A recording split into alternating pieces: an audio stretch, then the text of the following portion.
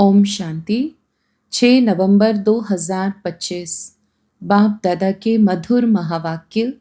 मीठे बच्चे, तुम अभी बिल्कुल षडपंथ अर्थात किनारे पर खड़े हो।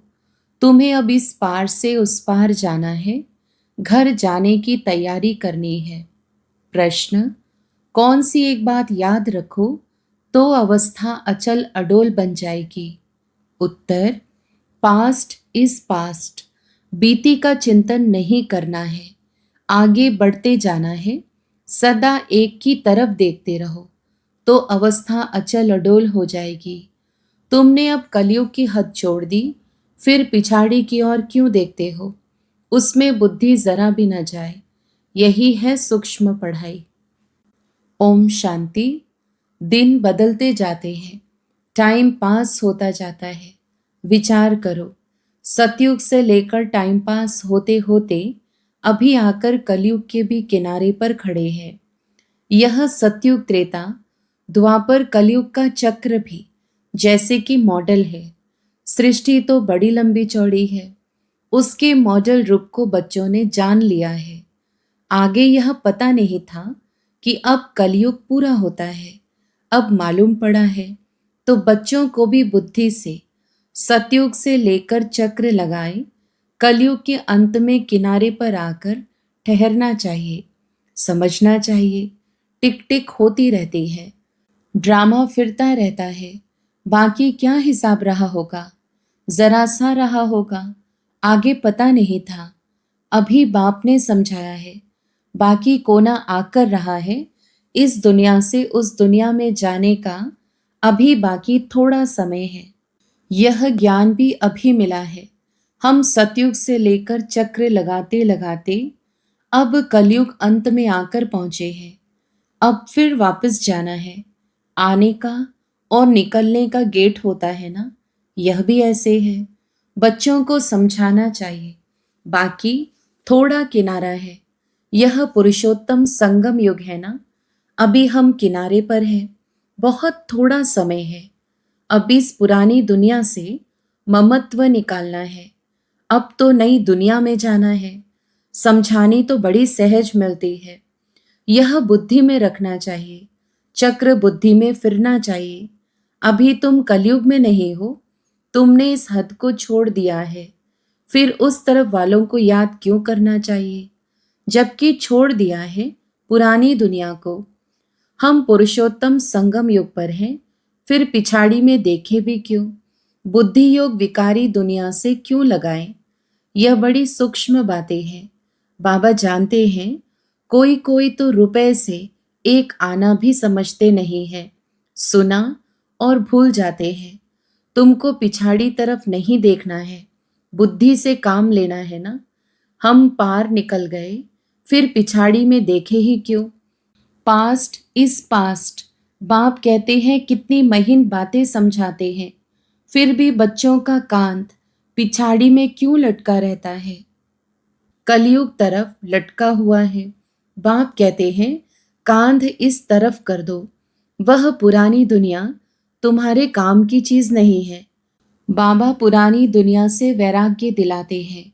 नई दुनिया सामने खड़ी है, पुरानी दुनिया से वैराग्य। विचार करो, ऐसी हमारी अवस्था है। बाप कहते हैं, पास्ट इज पास्ट। बीती बात को चितवो नहीं। पुरानी दुनिया में कोई आश नहीं रखो। अब तो एक ही ऊंच आश रखनी है, हम चले सुखधाम। बुद्धि में सुखधाम ही याद रहना चाहिए, पिछाड़ी में क्यों फिरना चाहिए? परंतु बहुतों की पीठ मुड़ जाती है। तुम अभी हो पुरुषोत्तम संगम युग पर, पुरानी दुनिया से किनारा कर लिया है। यह समझ की बात है ना, कहाँ ठहरना नहीं है, कहाँ देखना नहीं है। बीती को याद नहीं करना है। बाप कहते हैं, आगे बढ़ते जाओ, पिछाड़ी को नहीं देखो, एक तरफ ही देखते रहो। तभी अचल स्थिर अडोल अवस्था रह सकती है। उस तरफ देखते रहेंगे तो पुरानी दुनिया के मित्र संबंधी आदि याद पड़ते रहेंगे। नंबर वार तो है ना। आज देखो तो बहुत अच्छा चल रहा है, कल गिरा तो दिल एकदम हट जाती है। ऐसी ग्रहचारी बैठ जाती है जो मुरली सुनने पर भी दिल नहीं होती। विचार करो, ऐसे होता है ना। बाप कहते हैं तुम अभी संगम पर खड़े हो तो रुख आगे रखना चाहिए।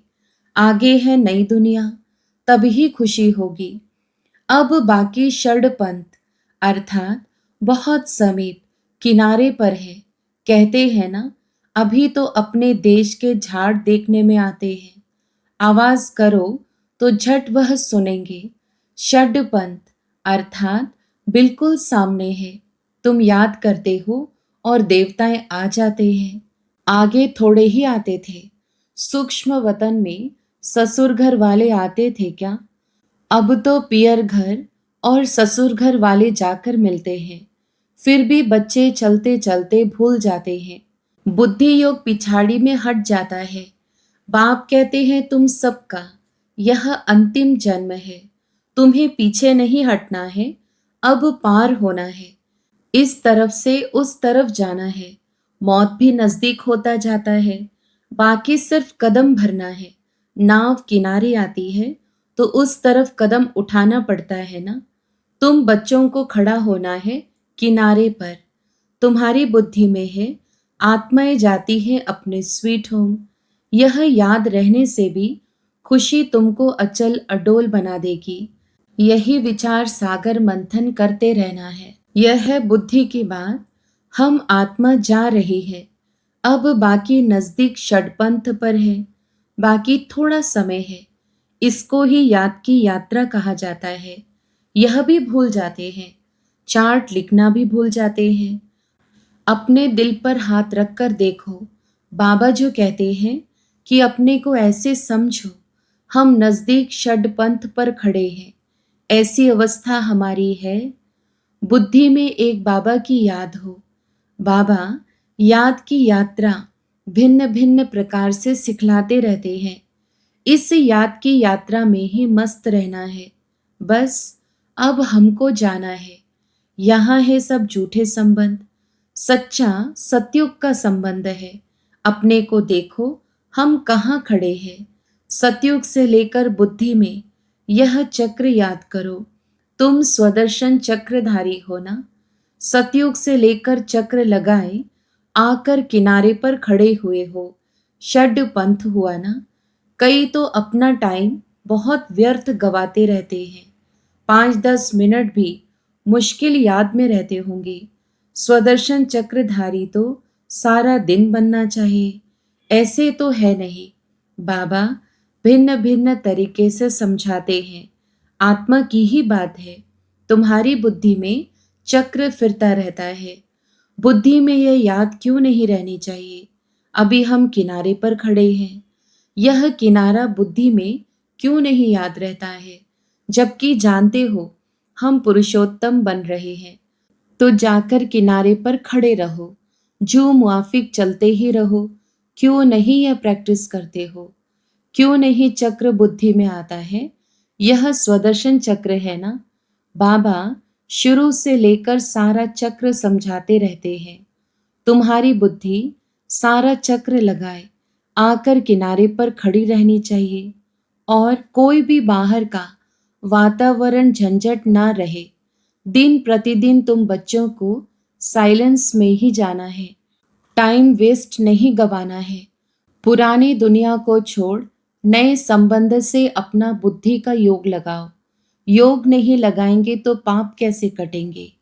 तुम जानते हो यह दुनिया ही खत्म होनी है। इनका मॉडल कितना छोटा है। 5000 वर्ष की दुनिया है। अजमेर में स्वर्ग का मॉडल है। परंतु किसको स्वर्ग याद आएगा क्या? वह क्या जाने स्वर्ग से।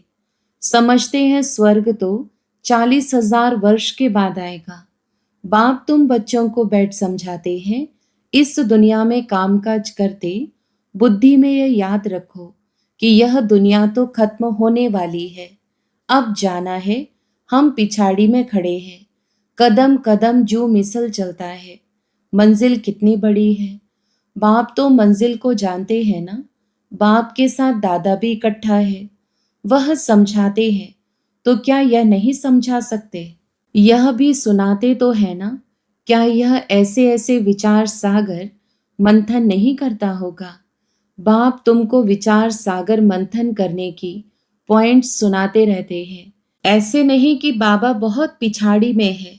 अरे, यह तो दुम लटका हुआ है, फिर पिछाड़ी में कैसे होगा?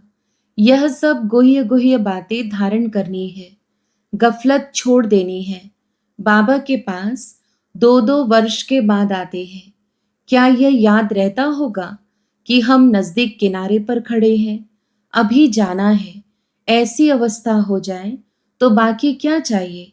बाबा ने यह भी समझाया है, डबल सिरताज यह सिर्फ नाम है, बाकी लाइट का ताज कोई वहां रहता नहीं है। यह तो पवित्रता की निशानी है। जो भी धर्म स्थापक हैं, उनके चित्रों में लाइट जरूर दिखाते हैं, क्योंकि वह वाइसलेस सतो प्रधान है। फिर रजो तमो में आते हैं। तुम बच्चों को नॉलेज मिलती है, उसमें मस्त रहना चाहिए। भल तुम हो इस दुनिया में, परंतु बुद्धि का योग वहां लगा रहे। इनसे भी तोड़ तो निभाना है। जो इस कुल के होंगे वह निकल आएंगे। सैपलिंग लगना है। आदि सनातन देवी देवता धर्म वाले जो होंगे वह जरूर आगे पीछे आएंगे। पिछाड़ी में आने वाले भी आगे वालों से तीखे जाएंगे। यह पिछाड़ी तक होता रहेगा। वह पुरानों से तीखे कदम बढ़ाएंगे। सारा इम्तहान है याद की यात्रा का। भल देरी से आए हैं, याद की यात्रा में लग जाएं और सब धंधाधोरी छोड़ इस यात्रा में बैठ जाएं। भोजन तो खाना ही है। अच्छी रीति याद में रहें तो इस खुशी जैसी खुराक नहीं। यही तात लगी रहेगी। अभी हम जाते हैं, 21 जन्मों का राज्य भाग्य मिलता है। लॉटरी मिलने वालों को खुशी का पारा चढ़ जाता है ना। तुमको बहुत मेहनत करनी है। इसको ही अंतिम अमूल्य जीवन कहा जाता है। याद की यात्रा में बहुत मजा है। हनुमान भी पुरुषार्थ करते करते स्थैर्यम बनाना। भनभोर को आग लगी, रावण का राज्य जल गया। यह एक कहानी बना दी है। बाप यथार्थ बात बैठ समझाते हैं। रावण राज्य खलास हो जाएगा। स्थैर्यम बुद्धि इसको कहा जाता है।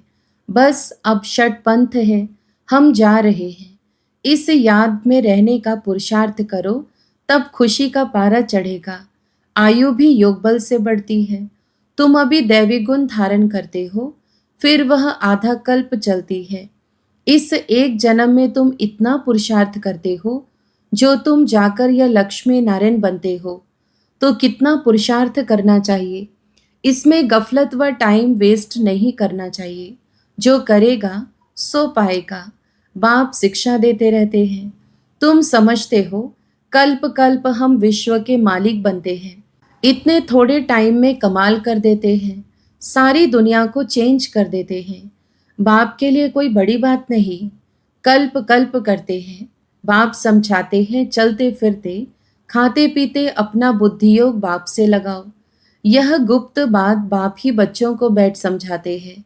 अपनी अवस्था को अच्छी रीति जमाते रहो, नहीं तो ऊंच पद नहीं पाएंगे। तुम बच्चे नंबरवार पुरुषार्थ अनुसार मेहनत करते हो। समझते हो अभी तो हम किनारे पर खड़े हैं, फिर पिछाड़ी में हम क्यों देखें। आगे कदम बढ़ते रहते हैं। इसमें अंतर्मुखता बहुत चाहिए। इसीलिए कछुए का भी मिसाल है। यह मिसाल आदि सब तुम्हारे लिए है। सन्यासी तो है ही हठ योगी, वह तो राजयोग सिखला न सके। वो लोग सुनते हैं तो समझते हैं यह लोग हमारी इंसल्ट करते हैं, इसीलिए यह भी युक्ति से लिखना है। बाप बिगर राजयोग कोई सिखला न सके, इनडायरेक्ट बोला जाता है तो ख्याल ना हो। युक्ति से चलना होता है ना। जो सर्प भी मरे, लाठी भी न टूटे। कुटुंब परिवार आदि सबसे प्रीत रखो, परंतु बुद्धि का योग बाप से लगाना है। तुम जानते हो हम अभी एक की मत पर हैं। यह है देवता बनने की मत। इसको ही अद्वैत मत कहा जाता है। बच्चों को देवता बनना है। कितनी बार तुम बने हो? अनेक बार। अभी तुम संगम युग पर खड़े हो। यह अंतिम जन्म है। अब तो जाना है। पिछाड़ी में क्या देखना है? देखते हुए फिर भी अपनी अडोलता में तुम खड़े रहो। मंजिल को भूलना नहीं है। तुम ही महावीर हो जो माया पर जीत पाते हो। अभी तुम समझते हो हार और जीत का यह चक्र फिरता रहता है। कितना वंडरफुल ज्ञान है बाबा का। यह पता था क्या कि अपने को बिंदी समझना है। इतनी छोटी सी बिंदी में सारा पार्ट नोंधा हुआ है जो चक्र फिरता रहता है। बहुत वंडरफुल है। वंडर कह छोड़ना ही पड़ता है। अच्छा, मीठे मीठे सिकीलधे बच्चों प्रति माता पिता बाप दादा का याद प्यार और गुड मॉर्निंग। रूहानी बाप की रूहानी बच्चों को नमस्ते। धारणा के लिए मुख्य सार। पहला, पीछे मुड़कर नहीं देखना है। किसी भी बात में ठहर नहीं जाना है। एक बाप की तरफ देखते हुए अपनी अवस्था एक रस रखनी है। दूसरा, बुद्धि में याद रखना है कि अभी हम किनारे पर खड़े हैं। घर जाना है, गफलत छोड़ देनी है, अपनी अवस्था जमाने की गुप्त मेहनत करनी है। वरदान, सर्व के दिल का प्यार प्राप्त करने वाले न्यारे प्यारे निःसंकल्प भव। विस्तार, जिन बच्चों में न्यारे और प्यारे रहने का गुण वह निसंकल्प रहने की विशेषता है, अर्थात जिन्हें यह वरदान प्राप्त है वे सर्व के प्रिय बन जाते हैं, क्योंकि न्यारेपन से सबके दिल का प्यार स्वतः प्राप्त होता है। वे अपनी शक्तिशाली निसंकल्प स्थिति व श्रेष्ठ कर्म द्वारा अनेकों की सेवा के निमित्त बनते हैं। इसीलिए स्वयं भी संतुष्ट रहते और दूसरों का भी कल्याण करते हैं। उन्हें हर कार्य में सफलता स्वतः प्राप्त होती है। स्लोगन, एक बाबा शब्द ही सर्व खजानों की चाबी है। इस चाबी को सदा संभाल कर रखो। अव्यक्त इशारे, अशरीरी व विदेही स्थिति का अभ्यास बढ़ाओ।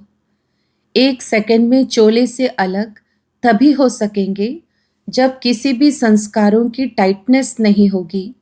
जैसे कोई भी चीज़ अगर चिपकी हुई होती है तो उनको खोलना मुश्किल होता है।